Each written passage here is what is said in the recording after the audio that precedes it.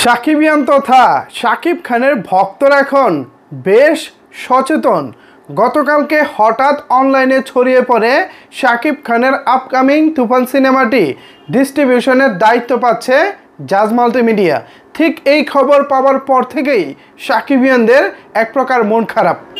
তারা নানা জায়গায় জানার চেষ্টা করতেছেন তুফান সিনেমাকে কেন জাজ মাল্টিমিডিয়ার হাতে দায়িত্ব দেওয়া হলো। এইটা তারা কোনোভাবেই মেনে নিতে পারছিলেন না। পরে কি করেছে, অনেকেই রায়হান রাফি পর্যন্ত চলে গিয়েছেন।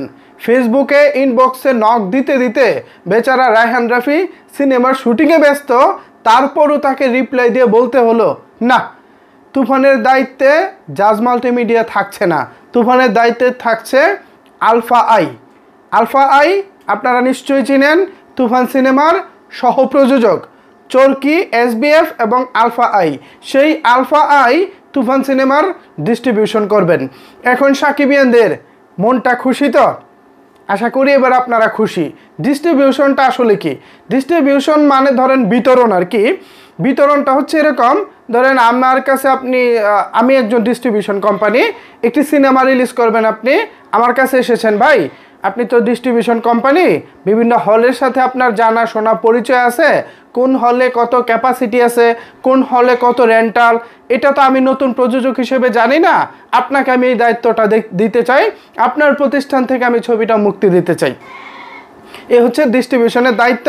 তো ধরেন জাজ মাল্টিমিডিয়ার কাছে যদি তুফানকে দেওয়া হয়, পরে জাজ মাল্টিমিডিয়া তুফান সিনেমাকে ডিস্ট্রিবিউশনের যে নিয়ম কানুন আছে, বিভিন্ন সিনেমা হলে ছবিটাকে রিলিজ করা, বিতরণ করা থেকে শুরু করে সব দায়িত্বটাই জাজ মাল্টিমিডিয়া পালন করবো আর কি। মানে এ হচ্ছে ডিস্ট্রিবিউশনের মোটামুটি একটা সহজ একটা সমীকরণ। সো সেই জায়গা থেকে সাকিবিয়ানরা যখন গতকালকে শুনেছেন বলতে জাজ মাল্টিমিডিয়ায় বলেছেন, গতকালকে তারা তাদের একটি ফেসবুকে পোস্ট করেছিলেন, সেই পোস্টে কোনো একটা অংশে গিয়ে তুফানের নাম তারা যুক্ত করেছে।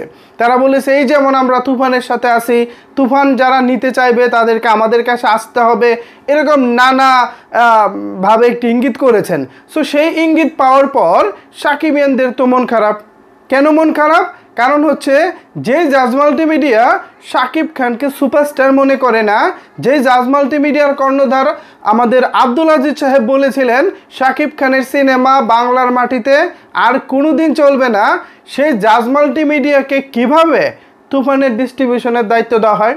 ঠিক এইসব অঙ্ক কষেই মূলত সাকিবিয়ানদের মন খারাপ হয়ে গিয়েছিল।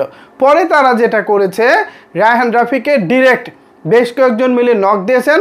পরে বেচারা রায়হান রাফি বাধ্য হয়েছেন এই প্রশ্নের উত্তর দিতে, এবং তিনি সোজা সাপটা জানিয়ে দিয়েছেন জাজ মাল্টিমিডিয়া নয়, এই সিনেমার ডিস্ট্রিবিউশন করবেন আলফা আই। আমিও মনে প্রাণে চাচ্ছিলাম আলফা আই করুক। কেন করুক?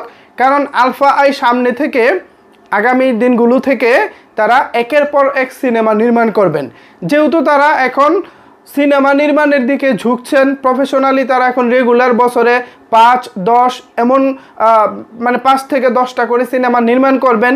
সেই জায়গা থেকে তাদের অবশ্যই একটি নিজস্ব ডিস্ট্রিবিউশন কোম্পানি থাকা উচিত। এতগুলো সিনেমা বছরে রিলিজ করলে, নির্মাণ করলে অবশ্যই নিজস্ব একটা কোম্পানি থাকাই ভালো। আমি এটাই ভেবেছিলাম গত বেশ কয়েকদিন ধরে। তবে আজকে ফাইনাল হয়েছে এবং আজকে জানতে পারলাম যে আলফা আই তুফানের ডিস্ট্রিবিউশনের দায়িত্বে রয়েছেন। এখন ভালো লাগতেছে, পার্সোনালি আমার কাছে ভালো লাগতেছে। কার কাছে কেমন লাগছে জানি না, এই খবরটি আমার কাছে ভালো লেগেছে। সো ভিউয়ার্স, আপনারা যারা ডিস্ট্রিবিউশন নিয়ে দুশ্চিন্তায় ছিলেন তাদের জন্য আমি মনে করি এটা অনেক অনেক বেশি সুসংবাদ।